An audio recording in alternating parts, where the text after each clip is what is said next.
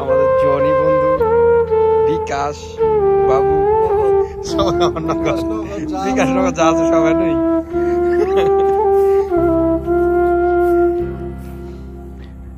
বিকালের এই দৃশ্যটা খুবই খুবই ভালো, কারণ আর বিশেষ করে এই কালিকাপুরের এই সাইডটা খুবই সুন্দর,